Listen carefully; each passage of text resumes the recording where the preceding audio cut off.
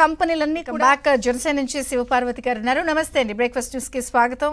So దేశవ్యాప్తంగా దేశంలో ఉన్న అందరి నాయకుల్ని పార్టీల్ని ఇప్పుడు తన సమస్యపై స్పందించమని తన వైపు నిలబడమని చెప్పి ఆయన సోషల్ మీడియా వేదికగా ట్వీట్లు ట్యాగ్లు చేస్తున్నారు. ఏమంటారు? మీ అందరూ తప్పని చెప్తున్నారు.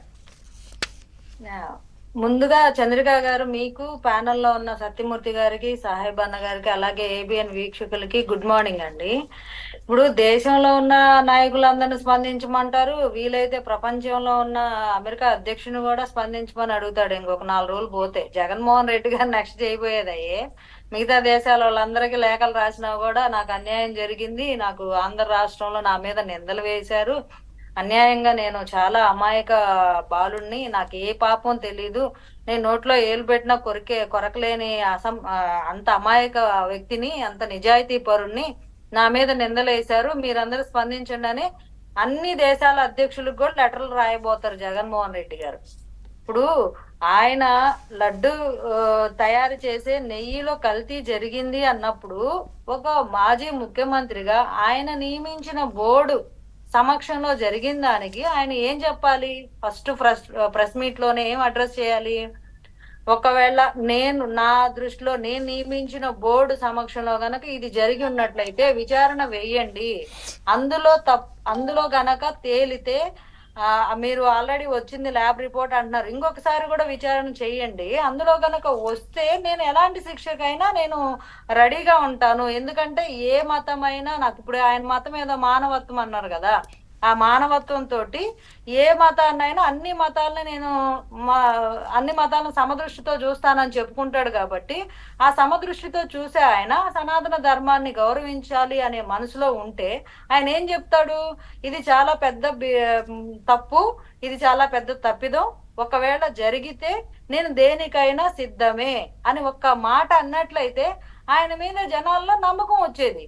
అవును కనుక నిజమేనేమో, ఆయనకు తెలియకుండా జరిగిందేమో, సరే విచారణ చేసి ఎవరైతే బాధ్యులో వాళ్ళని మీరు చర్యలు తీసుకోండి, నేను కూడా ఉపేక్షించను, నేను కూడా దానికి మద్దతు ఇస్తాను అని కనుక ఆయన ఒక మాట అన్నట్లయితే ఆయన తప్పు చేయలేదు అని తెలిసిపోయేది. ఇక్కడ క్లియర్ గా ఏ కోశానా ఆ నోట్లో నుంచి ఆ మాటే రాట్లా. రాష్ట్ర ప్రభుత్వం విచారణ స్పెషల్ ఇన్వెస్టిగేషన్ టీంను వేస్తామన్నా కూడా మీరెవరు చేయడానికి, వీళ్ళొద్దు మాకు సిబిఐ కావాలని చెప్పి వీళ్ళేదో శుద్ధపూసల్లాగా సుప్రీంకోర్టులకు లేఖలు రాయటం, అమిత్ షా గారికి రాయటం, మోదీ గారికి రాయటం, అంతే తప్పితే ఇక రాష్ట్రంలో పోలీస్ వ్యవస్థ అనేది అంటే వీళ్ళు అసమర్థంగా వీళ్ళకి అంటే ఎట్లాగా బాంఛన్ ద్వారా అన్నట్టు చేశారు కదా పోలీస్ వ్యవస్థని.